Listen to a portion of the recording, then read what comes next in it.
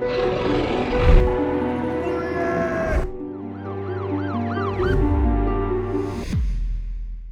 police attend to many strange incidences in the course of a day, a week, or throughout their career as a police officer. Some of these cases may be minor, comical, sad, or downright traumatic, and can result in them suffering from PTSD, similar to what a soldier may have to endure. But what if they came across an incident there is no explanation, and they enter into the realms of the paranormal? The following story is about a police officer by the name of Alex Garcia, who was with the California Highway Patrol and had an unusual experience one day when pursuing a vehicle. Alex had only recently completed his training period and had been working on his own for a few weeks when the unusual incident occurred. The day was cloudy and on the cool side, and Alex was on the late afternoon shift, which started at 4 p.m. After the usual 30-minute roll call, he then jumped into the patrol car and started his workday as a police officer. As he was driving, he received a call from dispatch telling him to be on the lookout for a dark blue Nissan pickup that was driving in an erratic manner, but was unable to supply him with the number plate. The Nissan was driving on State Route 1 at speeds of over 85 miles an hour, and the information had been received from another motorist. Alex was just north of the pickup truck and figured he was in a perfect position to spot the dangerous driver, but was then advised by dispatch that the erratic driver was now speeding by an overpass north of where he was now positioned. Alex quickly headed to State 1 and planted his foot to hopefully catch up with the truck. He was regularly updated by dispatch, who told him that the driver was still driving at dangerous speeds, was now overtaking other vehicles using the breakdown lane or shoulder. As Alex drew closer to the Nissan, he was suddenly engulfed by a cloud of dust and debris coming from the emergency lane and quickly stopped his vehicle.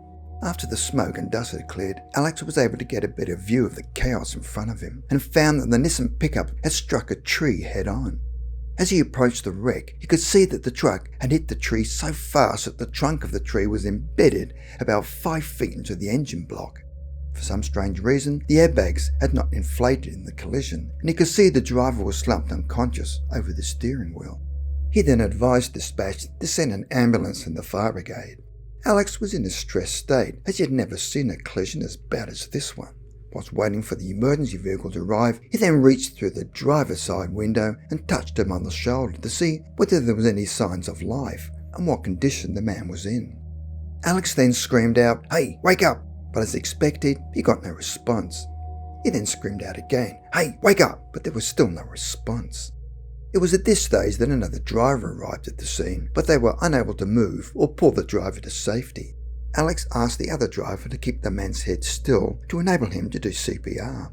As he got closer to the injured driver, he was able to get a closer look and found that the steering wheel was embedded in the man's chest and his legs had been totally crushed, and there was no doubt in his mind that the man was probably dead, but he continued to assist him. However, each time he attempted to push on the man's chest, it felt like it was pushing into a bowl of soft mush, and as he repeated the move, he could see blood gushing from the man's nose. The ambulance and fire were still on their way, so Alex continued to apply CPR, even though he knew it was a waste of time. When the ambulance finally arrived, it did not take long for them to declare the man deceased. Alex had not been in the force long, and seeing his first dead body gave him an eerie feeling. Eventually his sergeant arrived at the accident scene and told Alex to direct traffic while he took photos. Alex quickly put on his reflective vest and then set up a cone flare pattern and started to wave people through the terrible scene. As he's directing traffic, some people were doing the right thing and continued on their way, while others held up traffic by rubbernecking to get a closer look at the wrecked truck and flashing lights of the emergency vehicles.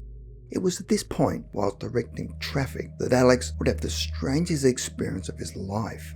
As he was directing traffic with his left hand, his right hand was balanced on his hip. While he was concentrating hard on directing the traffic, right then and there, someone had taken hold of his right hand.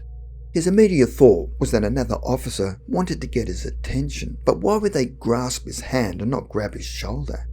Alex quickly turned around to see what they wanted, but there was nobody there, and as he looked around, he could see that there was nobody within 30 feet of him.